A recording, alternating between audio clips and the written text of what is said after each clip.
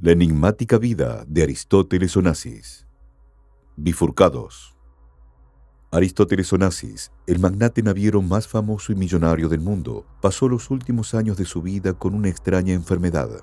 El cansancio y la dificultad para moverse, comer e incluso respirar comenzaron a arruinar su rutina de lujos. Mientras intentaba reponerse, una inesperada y fatal tragedia fue el golpe final que lo envolvió en la depresión. En ese momento, su despiadada enfermedad hizo estragos. A principios de 1975, se internó para someterse a una cirugía de la que nunca más pudo salir. La patología que lo venía aquejando complicó su recuperación. Onassis comenzó a deteriorarse de tal manera que llegó a pesar 40 kilogramos. Solo y bajo la tiranía de su esposa, pasó sus últimos días con un único deseo: que el amor de su vida estuviera a su lado. Aristóteles Onassis fue un hombre que con mucha astucia y habilidad consolidó su imperio. Sabía que además del dinero, el poder era otra cosa. Debía rodearse de personas famosas para pasar a la posteridad. Las tragedias a su alrededor comenzaron a acercarlo y su gran perdición. Las mujeres supieron darle prestigio, pero también lo fueron acercando al final. Pese a ser el dueño de miles y millones de dólares, no pudo comprar a la persona indicada que permaneciera a su lado cuando más lo necesitó, convirtiéndolo en un ser por demás bifurcado. Aristóteles Sócrates Onassis nació el 20 de enero de 1906 en Caracas, Izmir, en el entonces Imperio Otomano. Tenía una hermana llamada Artemisa y dos medias hermanas, Cairoi y Merope. Su padre era un importante hombre de la industria naviera y su economía le permitió formarse en una costosa escuela. Con tan solo 16 años ya hablaba 4 idiomas: griego, turco, inglés y español. La guerra greco-turca, que tuvo lugar entre 1919 y 1922, acarreó consecuencias devastadoras para la familia Onassis. Perdieron a gran parte de sus miembros y la economía se derrumbó. Pasaron de tener una vida de lujos a sufrir en carne propia su realidad de refugiados. En 1923, con 17 años, Aristóteles emigró a Buenos Aires, Argentina. Se desempeñó como telefonista y comenzó a estudiar comercio y administración de puertos. Ciertamente había heredado el don de su padre y comenzó a abrirse paso en el mundo de los negocios. Fundó una empresa de comercio que importaba tabaco turco a Argentina y más tarde abrió Astilleros Onassis durante la Segunda Guerra Mundial. En diciembre de 1946 se casó con Atina Mari Livianos, de 17 años, hija del gran empresario naviero Stavros. Onassis se casó con ella por conveniencia y ambición, ya que esa unión le daba la oportunidad de formar parte del círculo más importante de navieros. Tiempo después se mudó a Nueva York y tuvieron 2 hijos, Alexander en 1948 y Cristina en 1950. La industria naviera Onassis estaba consolidando un gran imperio sobre el mar.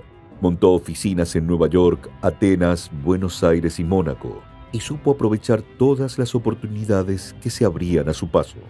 Onassis tuvo en su poder una flota de 70 buques petroleros. Su forma de operar le hacía ahorrar muchísimo dinero. Sus modos estaban por fuera de las normas marítimas impuestas. Sus flotas navegaban bajo banderas donde la legislación era más flexible. Esto le permitía desestimar cualquier norma internacional de navegación, ahorrándole así el pago de muchísimos impuestos. También contrataba personal de bajo nivel, a quienes pagaba un bajo sueldo. Tampoco realizaba inversiones en sus buques para garantizar la seguridad de sus empleados o evitar riesgos ambientales. El negocio petrolero era la gran llave hacia la fortuna y Onassis lo sabía muy bien. Esto le alentó a negociar en 1950 con altos comerciantes del oro negro de Arabia Saudita. Estados Unidos tenía el monopolio del petróleo en Arabia y al enterarse del posible acuerdo con Onassis, instó al rey para que cancelara dicho acuerdo. El rey de Arabia se vio obligado a anular el contrato con Onassis. El empresario ya había realizado una abultada inversión en buques para cumplir con el contrato, y luego de que éste se frustró, tuvo que afrontar la pérdida de muchísimo dinero. A Estados Unidos esto no le alcanzó, y se empecinó con Onassis. Los contratos que tenían entre ambos, donde se estipulaban los fletes de petróleo, no se renovaron. Seguido a esto, el FBI comenzó a investigarlo por fraude debido a la cantidad de infracciones que había cometido a las normas de navegación. Onassis no tuvo escapatoria y en 1954 tuvo que pagar $7 millones de multa. Pero a la fortuna de Onassis nada lograba lastimarla. Ciertamente contaba con otros ingresos de dinero que también provenían del mar, pero estaban lejos del petróleo. Aristóteles se sumergió en una salvaje actividad entre 1950 y 1956, aprovechando que se encontraba poco legislada. Puso sus activos en el mar, dedicados a la caza de ballenas en la costa oeste de América del Sur, y tuvo mucho éxito. En su primera incursión, recaudó la suma de $4.5 millones. La actividad llegó a oídos de muchos, y las normativas dejaron de ser tan livianas. Pusieron límites a la cantidad, al tamaño de los mamíferos que se podían cazar y sobre todo a las fechas de las expediciones. Pero Onassis hizo poco caso a todo esto. Sus buques balleneros comenzaron a navegar y cazaban decenas de cetáceos que luego comercializaban. En esta actividad las condiciones laborales que brindaba su empresa eran paupérrimas y los trabajadores sufrían terribles consecuencias. Pasaban largas temporadas en el mar conviviendo en cubierta con los restos de la carne de los animales que habían cazado. Bruno Chalagueque, un marinero empleado por Onassis, dijo que los ejemplares eran normalmente pequeños y la caza se desarrollaba sin ningún tipo de restricción. Todo lo que pasaba por delante del arpón moría a sangre fría. Llegaron a navegar con 124 pedazos de ballenas y ballenatos en cubierta. En 1954, una de sus sanguinarias travesías se dio a menos de 322 kilómetros de la costa peruana. Fueron interceptados por las autoridades de ese país y no dudaron en lanzarles bombas de advertencia que casi los hunden. La mayoría de los barcos fueron incautados y los marineros debieron ser asistidos. Tiempo después, Onassis decidió vender la empresa ballenera a los japoneses. Se dice que para esta venta de activos participó alguien que había pertenecido a una parte oscura de la historia mundial. Es que Onassis tenía vínculos con el nazi Hjalmar Schacht. Dicho hombre era un financista que había ayudado a Hitler a colocarse en lo más alto del poder. Fue presidente del Banco Central y ministro de Economía. Si bien fue juzgado, quedó en libertad y solo se le dictó una condena de 8 años de trabajos forzados que también logró eludir. De esta manera, siguió su camino cruzándose con Onassis, a quien asesoró en sus negocios petroleros, y lo ayudó a vender sus barcos balleneros a una flota japonesa por $8,5 millones. Como bien lo expresó un directivo de la empresa aérea de Olympic Airways, Onassis estaba casado con el mar y aquella línea de aviones fue su amante. En 1956, el magnate logró comprar los derechos del transporte aéreo griego hasta 1974. En dicho periodo logró que la industria alcanzara tecnología de primer nivel y tuviera una capacitación excelente. También mejoró el nivel estético de la primera clase, con decoración bañada en oro. Mientras estaba enfrascado en sus negocios, Onassis se la ingeniaba para generar tiempo y dejar aflorar su lado personal. El matrimonio con Atina fue la concreción de sus ambiciones, pero ella estaba muy lejos de ser su verdadero amor. Lo cierto es que, a mediados de la década del 50, el matrimonio se distanció. La relación siempre había sido conflictiva, y para colmo de males, ella lo había encontrado en la cama con otra mujer. Aquel engaño de película dio por resultado que se divorciaran en 1960. Para ese entonces, era de público conocimiento que el gran magnate naviero mantenía una relación sentimental con María Callas, la famosa cantante de ópera. Tanto Onassis como Callas estaban casados cuando comenzaron su romance allá por el año 1957. Se conocieron en un evento en Venecia y, según las palabras del magnate, había una curiosidad natural por ser los griegos vivos más famosos del mundo. Luego, ambos se divorciaron de sus respectivas parejas, pero por algún motivo, pese a mantener su relación en secreto por largos años, nunca decidieron comprometerse ni casarse. Los nefastos síntomas de una relación escandalosa los padeció Callas. Sus presentaciones habían bajado en calidad y en más de una gala de ópera el público le manifestó su descontento. Ella cargaba con una sombra muy pesada y oscura, tanto que tuvo que alejarse de la escena para poder ordenar su vida de manera más tranquila. Se separó del que era su esposo y luego retomó su carrera. Muchos aseguraron que nunca volvió a ser la misma.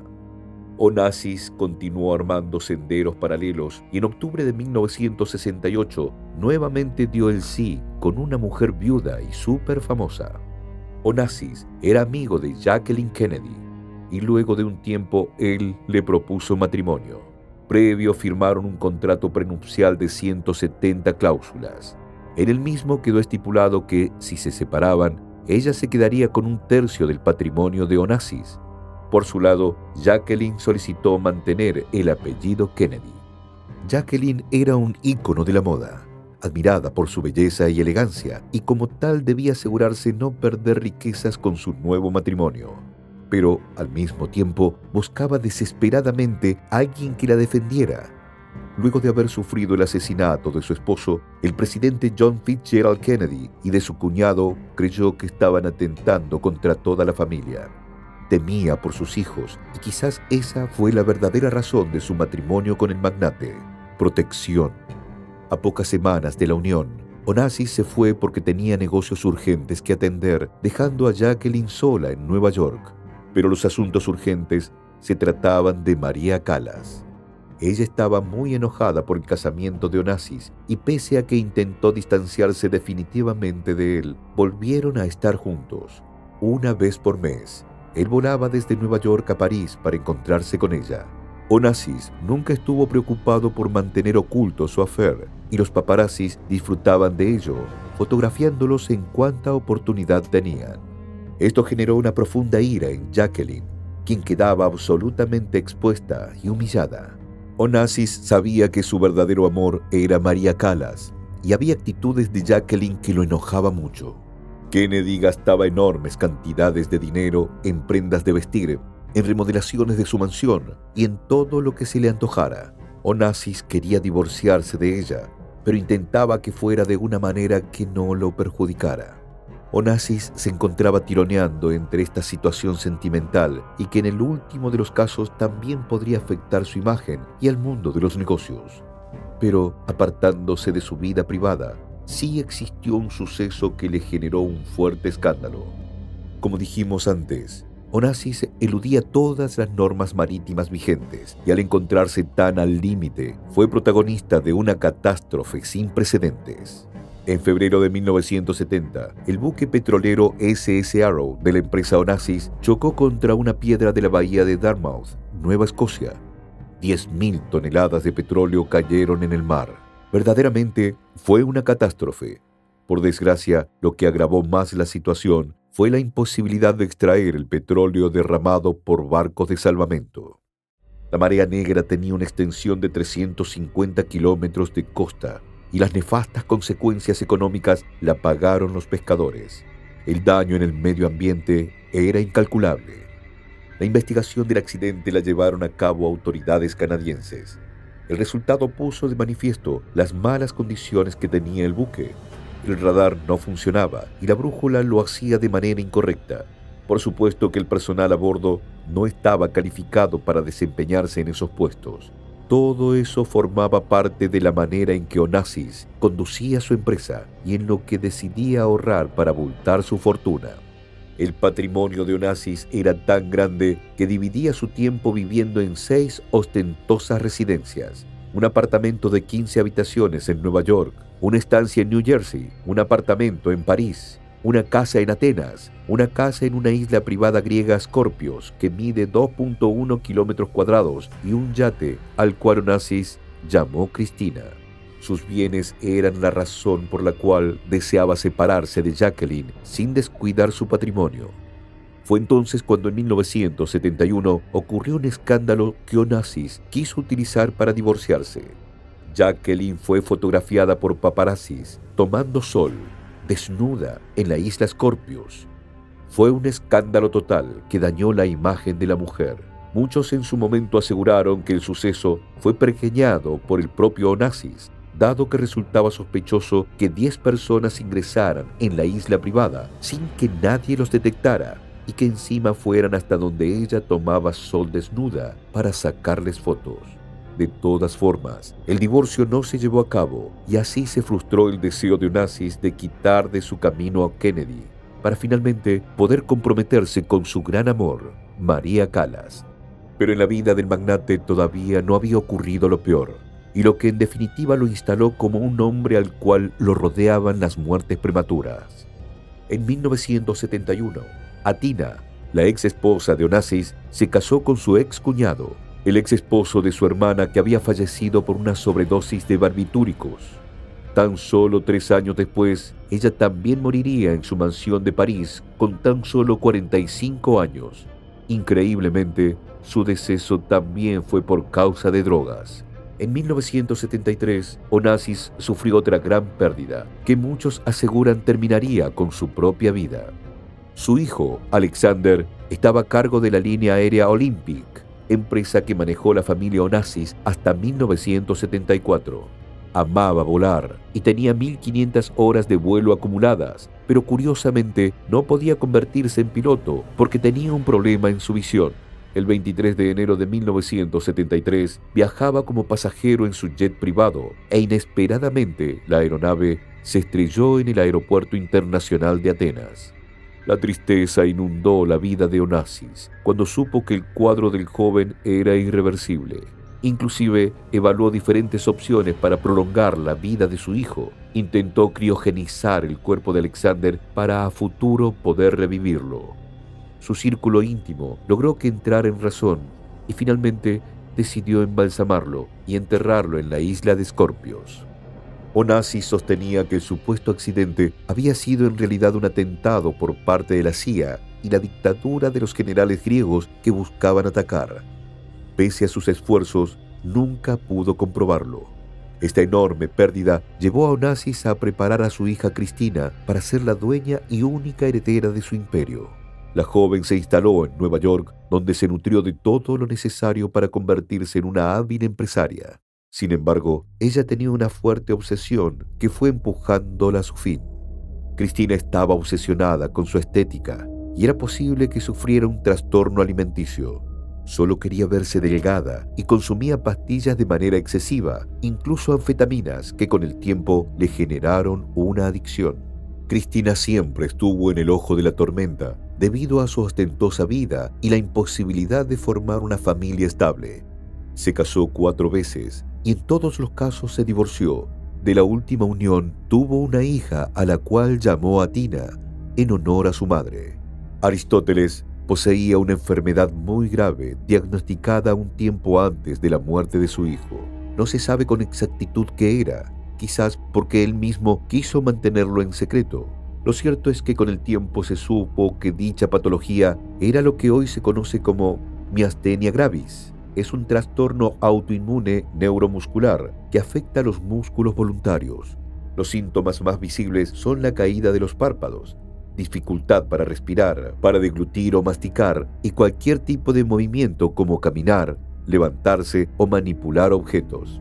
La enfermedad y la tristeza que tuvo que transitar Onassis fue una combinación devastadora. Comenzó a deteriorarse visiblemente y el 6 de febrero de 1975 fue hospitalizado por problemas en su vesícula. Lo sometieron a una cirugía, la cual salió bien, pero su postoperatorio fue delicado.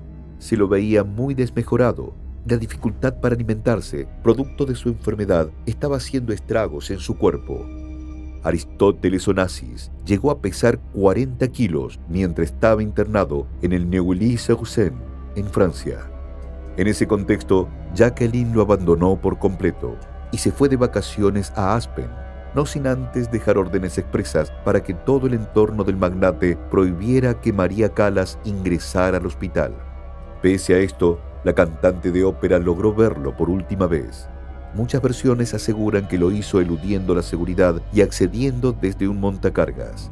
El 15 de marzo de 1975, finalmente Aristóteles Onassis, de 69 años de edad, falleció en Francia.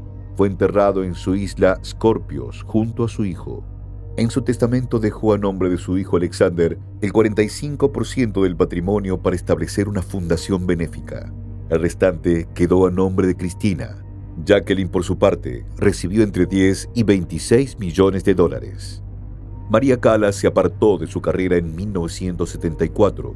Por la mañana del 16 de septiembre de 1977, desayunaba en su cama cuando de repente un fuerte dolor en el pecho la sorprendió. María se desmayó y pese a que existió una breve recuperación, falleció a los 53 años.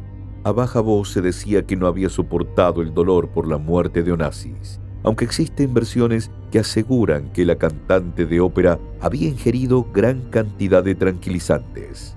La mayoría de las mujeres que rodearon a Onassis tuvieron un final trágico, y su hija Cristina no fue la excepción.